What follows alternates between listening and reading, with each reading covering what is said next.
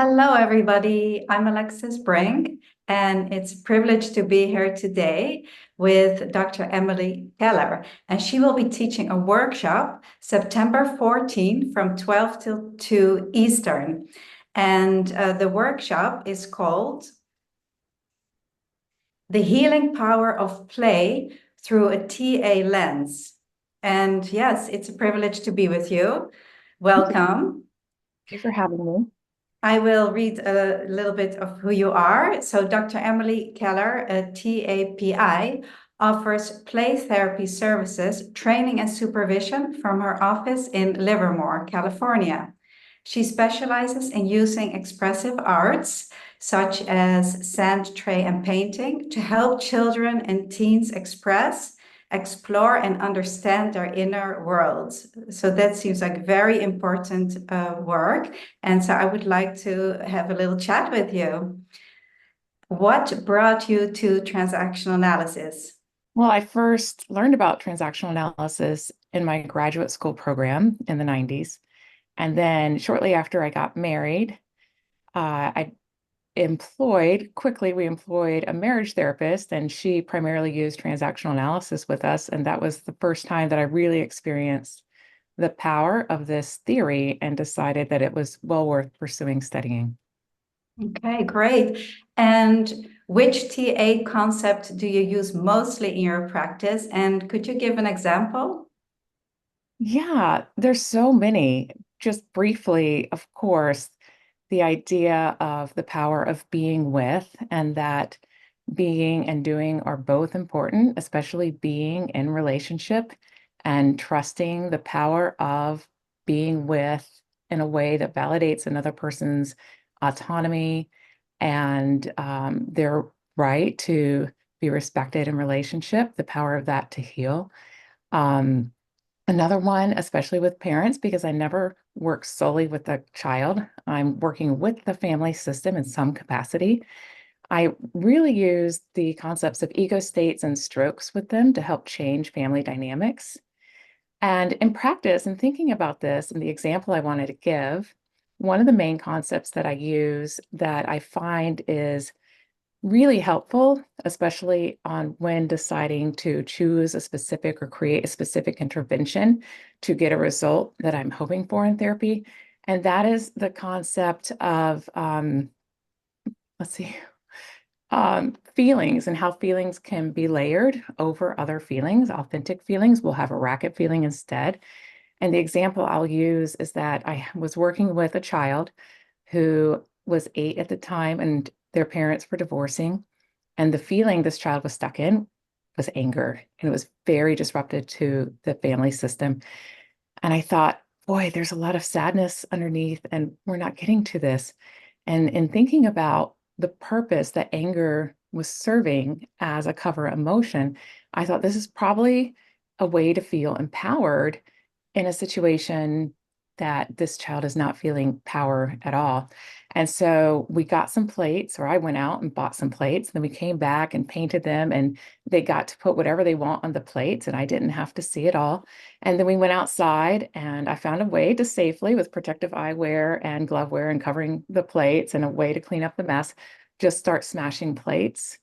And that was a way that I designed an intervention that was playful and invited an experience of power. And I got to see this person just go, yeah, and then was so happy to come in.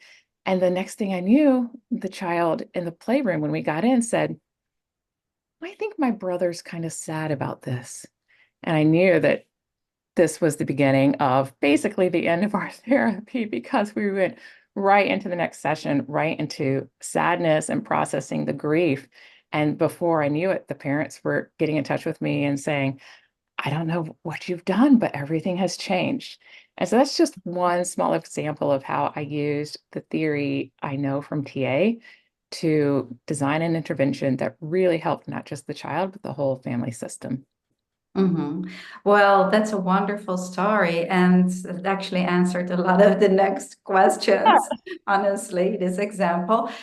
Is play therapy, can it also be used for adults, or is it mainly for teens and children? Yes, it is mainly for children, especially aged 3 to, I would say, 8 or 12, depending on the theory. There are people who have developed interventions for infants, especially the parent-child dyad, and there are people who use play therapy concepts. I do when I used to work with teens. I have 3 teens now and a preteen, so I'm not working with teens at the moment, but I definitely use play therapy with teens, and there is research that shows that it's effective with adults, and then especially with people who are elderly, perhaps in nursing home type environments. Mhm.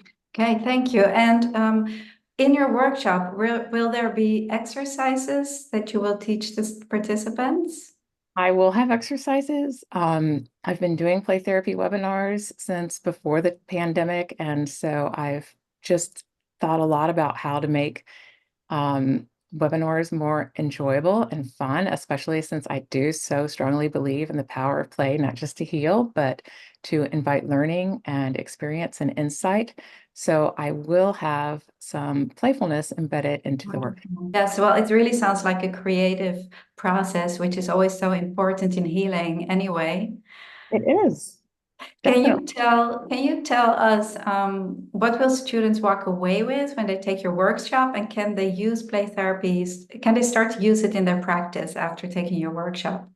Yes. So I've also thought a lot about this question and how to sum it up with one answer. What I hope that people walk away with is because it has to do with the power of play specifically. And to me, play essentially is being with another person in a way that our inner world and our outer world overlap. That's essentially what children are doing is they're expressing their inner world in the outer world. And of course, they don't need toys to do that. You know, they'll do that with sticks and boxes and in whatever way they want. And so it really doesn't take much to get started as a play therapist. I just started by bringing in what my clients needed, and still to this day, I do that. Um, but the heart of play therapy is really trusting that power of being with another person, and especially with children, trusting that intuitive expression that children are going to bring into therapy through play, whatever it is that they're needing to bring in. And really, as a play therapist, I don't need to talk much. I don't need to interpret much. Mm. In fact, there are times that I don't do that at all. It's that power of witnessing and being with the play in the moment that invites healing, and also that unconditional acceptance, that power of I'm okay and you're okay. And really, if people walk away with that, and really trusting that power of being with, then they can readily apply that to any client that they're with. Yeah, that sounds really wonderful. Well, I'm excited for your workshop. Thank Thank you. you. Thank you so much for explaining a little bit. And I hope that everybody will join us, the healing power of play through a TA lens on September 14th from 12 till 2, hosted, presented by NATAA and Dr. Emily Keller. Thank you so much for today, for giving us some insight, and we will see you soon. Thank you. Thanks. Bye.